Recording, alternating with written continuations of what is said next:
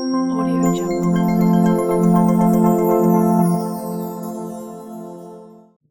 Hi everyone. In this video, we are going to talk about HTTPS. So especially in this video, we are going to talk about what are the advantages of HTTPS, basically what are the features of HTTPS and how HTTPS actually works in a high level. So HTTPS is nothing but a secured version of the HTTP protocol. HTTP is actually a protocol which is written on top of the TCP protocol, but there are few differences between TCP and HTTP. Like TCP is actually layer 4 protocol, whereas HTTP is actually layer 7 protocol. So HTTPS is nothing but the secured version of the same HTTP protocol. So mostly HTTP protocol is used to serve the application or web content to the end users. So firstly, in this video, we are going to talk about what are the features of HTTPS protocol, right? So one of the main feature of HTTPS protocol is authentication. So we are going to talk about how HTTPS does the authentication. And another important feature of HTTPS is encryption. So we are going to see how the data is encrypted in transit using the HTTPS. So let's start with authentication. So I will try to explain the concept of authentication using a simple real-world example. Consider in your country, if you want to visit any public places, right? Like if you want to visit an airport, the airport security would ask you to give the identification proof before you enter into the airport, right? So you have to prove them that you are the person that you are actually claiming to be. So you need to provide some kind of an identification proof to the airport security, and they will actually verify the name in the identification proof. They will check whether the name in the airport ticket, air ticket, and the name in the identification proof is actually matching. So once everything is done, if that is verified, then they will allow you into the airport. That's the actual process. And most importantly, this identification proof that you are submitting to the airport securities has to be issued by some kind of a central authority, especially like a government, right? It has to be issued by the government. It is important because you can't just write your name in a piece of paper and then you can consider that as a valid identification proof, or you can't just print an identification proof in a local printing shop. That's also not possible. So the identification proof has to be issued by some kind of a central authority like government. It could be a driving license or it could be a national identity card, something like that. Now, exactly the same thing would happen in a typical client-server communication as well. Consider you have a client, and consider in our case, the client is nothing but the browser. And you also have a server. And consider in this case, in our case, the server is nothing but the website that you want to visit.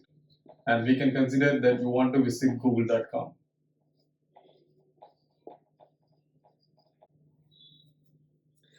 Now, browser is actually the client that actually tries to visit google.com, which is a server, right? Now, similarly, when you go to the airport and you have to submit your identification proof to the airport securities to prove that you are the person that you are actually claiming to be. Similarly, when the client actually initiate the connection with the server, once the browser identifies the server for the google.com, it has to verify whether this is the actual server for the google.com. So the server has to prove its identity to the browser. So, so the first step is the browser will request for the proof. So before the browser actually start initiating the connection, it will first ask for the proof from the server. So the server will actually returns a proof to the client. The proof is nothing but the server will return a SSL certificate to the browser. So this SSL certificate is considered as the identification proof for the server. So in our case, it could be a driving license or it could be a national identity card, which we submit to the airport authorities, right, as an identification proof. But in case of client-server communication, the SSL certificate is the one that actually considered as the identification proof for the server. So once the SSL certificate is received by the browser, then it will start verifying some data in the certificate. Like it will check whether the domain name in the SSL certificate is actually matching with the domain name that it is actually trying to navigate.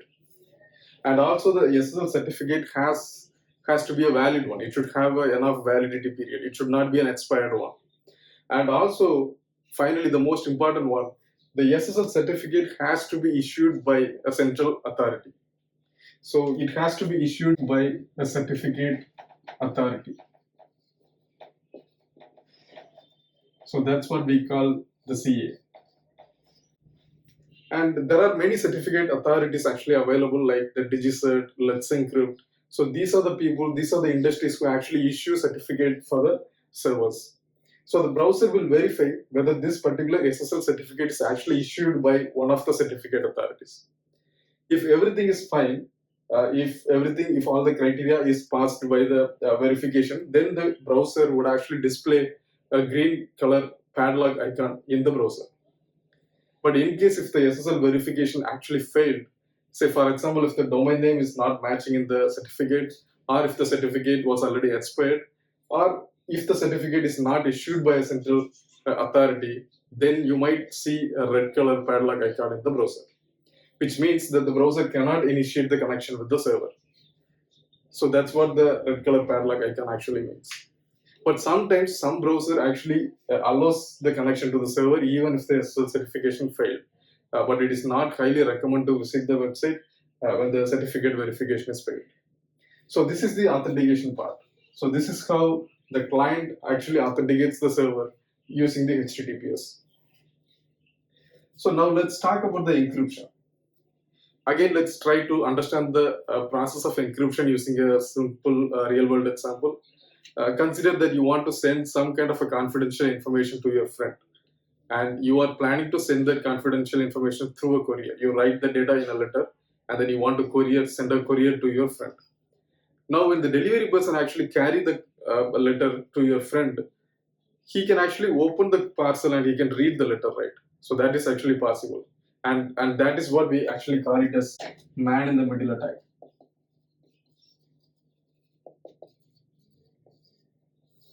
So the delivery person who actually carries the confidential information from you to your friend can actually open the parcel and read the letter, which is not a good thing.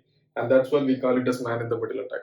Now, how do we make sure this particular attack didn't happen? How do you make sure that no one in the middle sees the data? The one approach is that you write the letter in a language that only you and your friend understands, right? So that's what encryption means.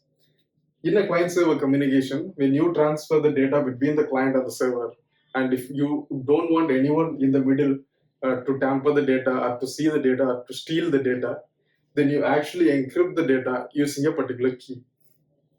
So in a traditional encryption, you actually use a key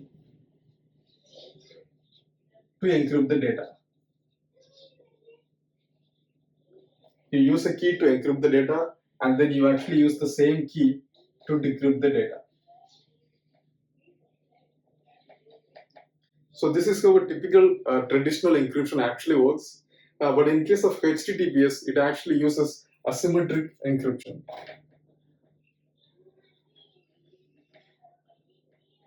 So HTTPS actually uses asymmetric encryption, which means it actually uses a pair of keys to encrypt the data.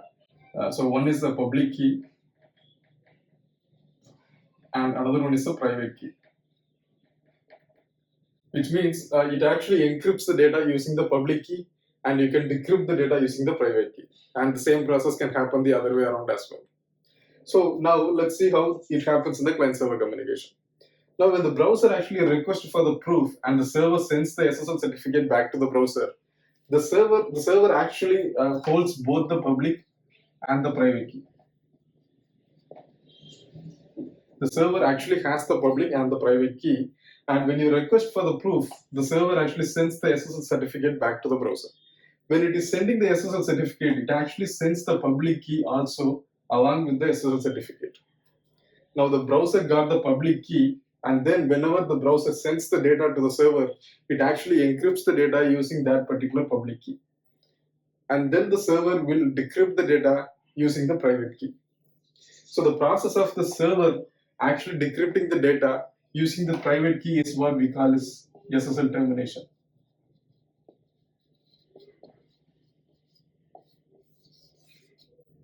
So the browser, when it sends the data to the server, it actually encrypts the data using the public key, and the server then decrypts the same data using the private key. And also when the server wants to send the data back to the client, it actually encrypts the data using the private key, and then the browser decrypts the data using the public key. So this is how the data in the transit is actually protected and encrypted using the HTTPS protocol. So by doing this, nobody in the middle can actually tamper the data or steal the data. And this is particularly useful when you are doing some kind of a bank transaction, or you are sending some confidential information to the internet, right? And yeah, so in this video, we actually talked about some of the features of HTTPS, and we also talked about how the HTTPS actually works in a very high level. So I hope this video is really useful to you. Thanks a lot for watching. Audio Jungle.